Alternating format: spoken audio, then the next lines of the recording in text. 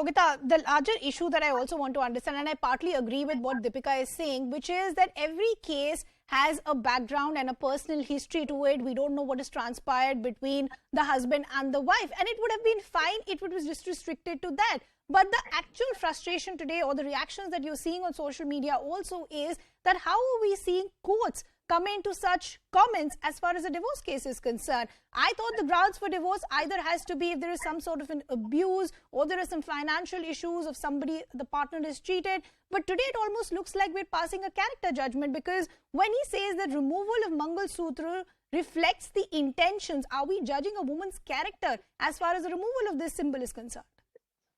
Not for the first time, and women is judged every step in the society and nothing new.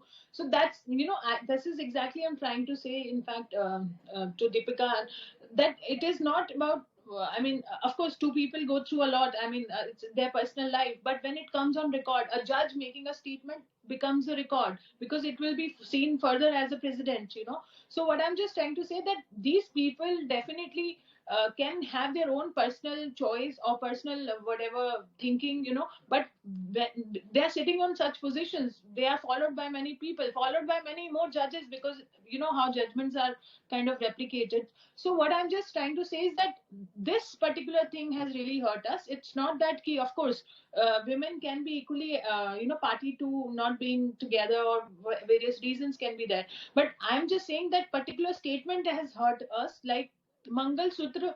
It cannot be the reason for divorce, or mental cruelty, which has really demeaned the whole thing. Cruelty, what women go through in a domestic violence thing, cruelty. Here, Yogita, we are talking about grounds of divorce on mental cruelty. Mental cruelty is not something that you define, Yogita. Mental cruelty is assessed on various parameters, or what the petitioner has said. That these all things, now a woman can also file for grounds for divorce on grounds of mental cruelty, saying that the husband did not buy her a sari. Now it's the judge to... This is bizarre. Not wearing a Mangalsutra cannot be the There are cases like that, Yogita, where a woman has taken the husband not buying her something as mental cruelty. Now it's on the judges to decide, and whatever the parameters were, or if the husband was completely negligent and not looking at it here, the intention was seen that the woman just threw away her Mangalsutra. The intention was seen that it is, and in the society that we are talking about, there apparently the tradition is that it is removed only over the death of the husband. So the judge is nowhere saying that every woman needs to wear a Mangalsutra or things like that. There are various parameters to the case that the judge has leveled, and in one of those statements says you could argue that the judge could not have said something like that, and I completely agree with that. Deepika, let me ask you a question. The reason today a lot of women are feeling very offended with the use of the Mangalsutra being seen as a ground, or the removal of Mangalsutra being seen as a ground for divorce, is because this is being seen as a very misogynistic lens as far as our legal system is concerned. As Yogita was saying when she started making her arguments, that why do we not question the fact that men don't even have such symbols? So either way, we are playing on an unfair platform. Well, I think then we have to question the entire society's norms. There are a lot of obligations that come on a man also with the relationship of marriage. It's not one-way street completely. Yes, you could argue that they do not have to wear all of these symbols, which is absolutely a valid argument. But then that's a matter of the fact right now that yes, there are certain obligations that are leveled on both the man's side and the woman's side when they get into a union of marriage.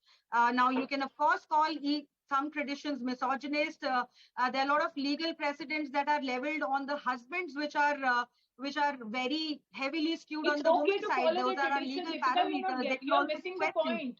So, it is good to follow the tradition, but I'm saying that it cannot be ground of mental cruelty or a divorce. This is it. We also follow all the traditions. It is not. But this not define a woman or the relationship. It is not a ground for divorce, ma'am.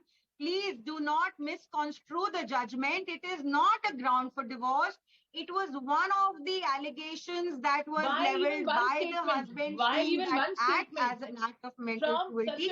And the court agreed with that person that this was an act of mental cruelty, along with 4, 5, 7, 10 more allegations that he had leveled.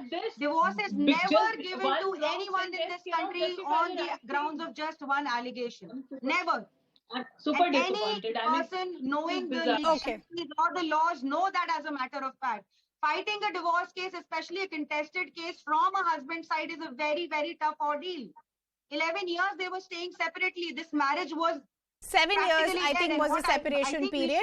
But Yogita, final word to you. Is it high time for us to actually bring out irretrievable marriage of breakdown of marriage as a ground for divorce, so that judges do not have to, go into these counter allegations by the husband or the wife. They just realize that the marriage is broken down. You don't need to find faults with people. If two people are not wanting to stay with each other, please give them divorce and have them separated, rather than wasting them wasting their time for 20 years in court. Final words, Yogita, and then I have to wrap this discussion. No justification can be enough that we are trying to say that, this cannot be a ground for divorce, or as she might argue, there are many points, or mental cruelty. No judge should get away by making such statements. But this is very misogynistic. This is very patriarchal. We are trying hard every single day to kind of reach to a level where, we are seen as one, not as different genders. You should really look at the kind of judgments and judges make on men. Okay. There was a judge who said that getting beaten up by the wife is a prasad that husband can get. Okay. So as I said, unfortunately, the jury is still divided, activists divided as far as these observations of the Madras High Court were concerned. Unfortunately, I'll have to leave the discussion there. Deepika and Yogita, thanks a lot for joining us here. We are slipping into a very short break, but once we come back, we'll get you a wrap of all the other stories that we tracked through the day.